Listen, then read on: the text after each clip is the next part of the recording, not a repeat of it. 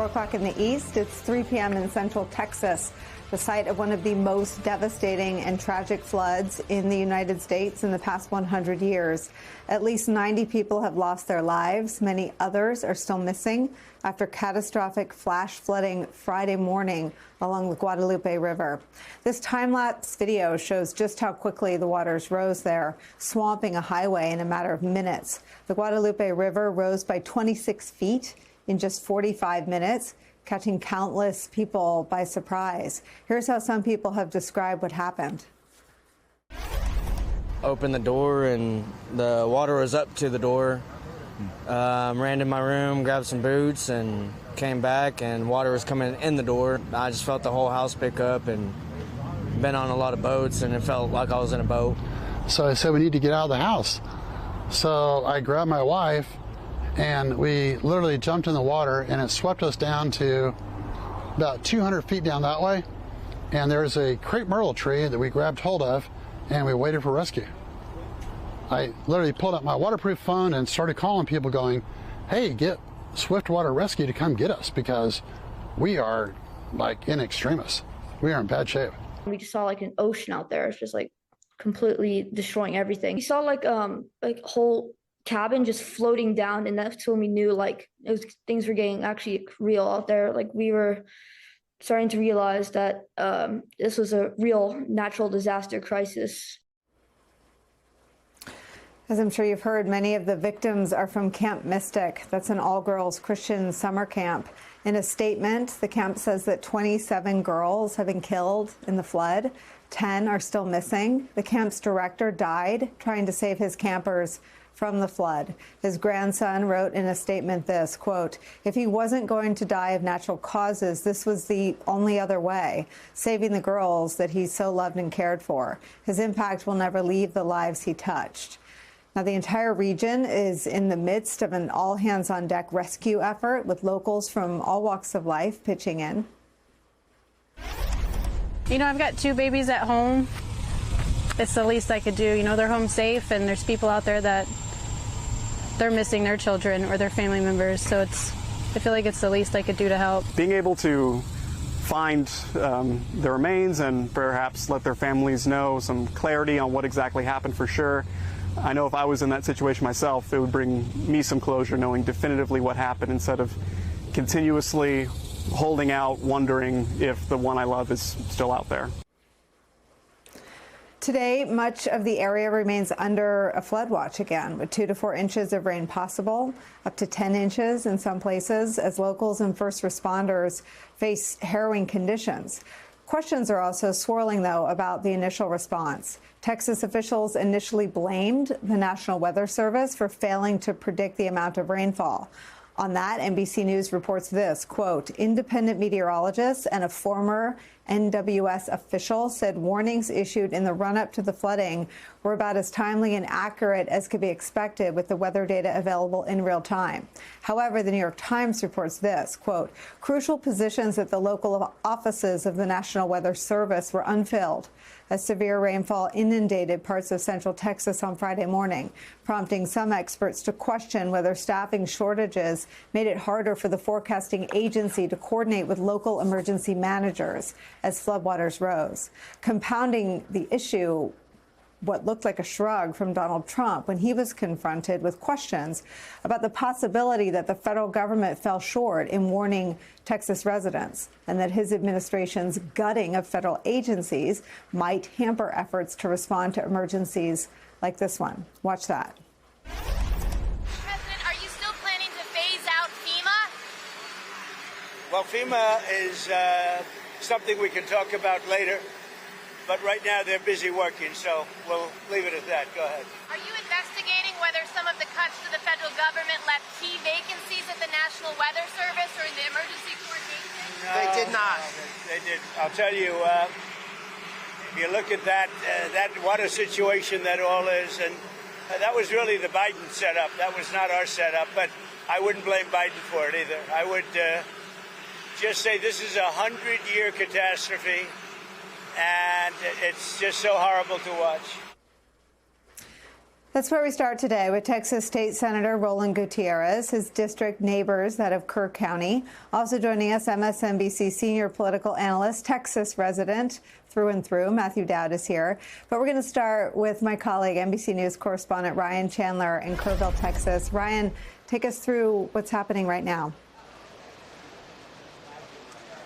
Well, people hold on to hope here. It is still an active search and rescue operation. Officials say they're still in the primary phase of this search. Now 4 days after so many people tragically lost their lives, they're still looking for any signs of life, but increasingly likely it seems they're trying to recover bodies. The number of missing people has gone down as the death toll rises to 90 now. It's just unbelievable to look out at the destruction that this river left. People here have an incredible amount of anguish and anxiety. Families want more answers about what happened to their loved ones, but they almost fear those because with every update, we learn of more death. I want to say, too, there are a lot of officials in town today. I met with Senator Ted Cruz to ask him on some of the very important questions that you raised, Nicole. I asked Senator Cruz if he would support eliminating FEMA like President Trump has suggested. He said no. FEMA serves a very important function, and while he would consider maybe restructuring it, he would not support eliminating FEMA. I asked the senator as well about the National Weather Service staffing cuts and the DOGE funding cuts and whether he has concerns about the service being able to do its job. He said no. He trusts the service to provide timely updates and do their job the best they can with the resources they have. But we are continuing to press officials about what went so wrong here, why people did not understand the threat that was coming. Yes, warnings were issued, but nobody here expected the catastrophe that was downriver. Trying to press them on why that happened and what the solution is now on a policy level, Nicole. Ryan, just for folks who maybe were following this, on their phones while they were with family over the holiday weekend, can you take us through the timeline that's been assembled by local officials you've been talking to? Can you tell us exactly what you understand happened? I think that is most fully understood by a woman that, I'll tell you, this conversation I had with a woman just now who said on Thursday evening, as the sun was going down, the 4th of July party was set up ready to go in the public park here. Yes, there were warnings. TDEM, the Texas Department of Emergency Management, said that there may be flash flooding, and they pre-positioned some resources Thursday. Yes, the National Weather Service issued a forecast that was underestimated and warnings of possible flash flooding, but it was life as normal here in Kerrville, people expecting to celebrate with fireworks on Friday, having no idea the extent of what was coming downriver, having no idea that 60-plus people just in this county would die that night. It's just a tragic timeline of shock and surprise. We know the National Weather Service issued an urgent alert, blaring phones in the middle of the night around 1 a.m. Friday. But a lot of people here say they either didn't hear it, they were asleep, or those warnings went unheeded. A lot of questions still left to answer, Nicole, honestly, about the timeline and what could have been done differently.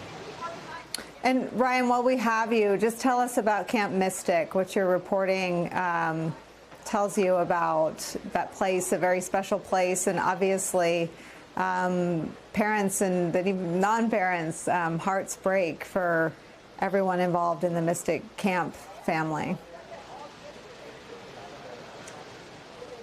Camp Mystic is a very special place, not just here in Kerrville, but for people across the state. It's been incredible to hear from family and friends back in Dallas, Houston, Austin. It seems like everybody knows somebody who is impacted by this because Camp Mystic is such a feature of so many people's lives in Texas. It was run by two amazing people, the Eastlands, Dickie and Tweety. Everybody here in Kerrville seems to have known them, not just known of them, but loved them. They say Dickie died trying to save those girls, and while they are shocked this happened, they're not surprised by the way that he died trying to save these girls that he loved so much. Just a real hole in the heart of this community here when we see what happened at Camp Mystic. Matt Dowd, let me bring you in on this, and let me just pull back the curtain. Our last conversation about your next appearance on this show was about a piece you wrote about trauma. And now you are in the middle of the state you love, with neighbors you love, suffering this extraordinary heartbreak. Where are your thoughts today? Well, I'm glad to be here to talk about this. And I'd just like to put some context to follow something with what Ryan said. I mean, this is incredibly tragic, incredibly sad. All of us know this who visited this area, spent time on the Guadalupe, I've spent a lot of time in Center Point. I had a cabin on the Guadalupe and understand the flood risk that exists there.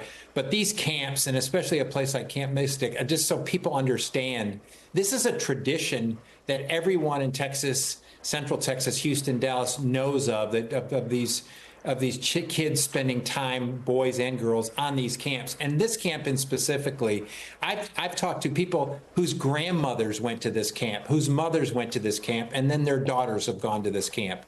And so this is a tradition that's of Texas. It's now been completely shattered in a very traumatic way in this. I so disagree with this idea of like, there's no way to know this thing was going to come. There was no way to know, this was going to happen. It was as Donald Trump said, it's a 100-year event. How would we know?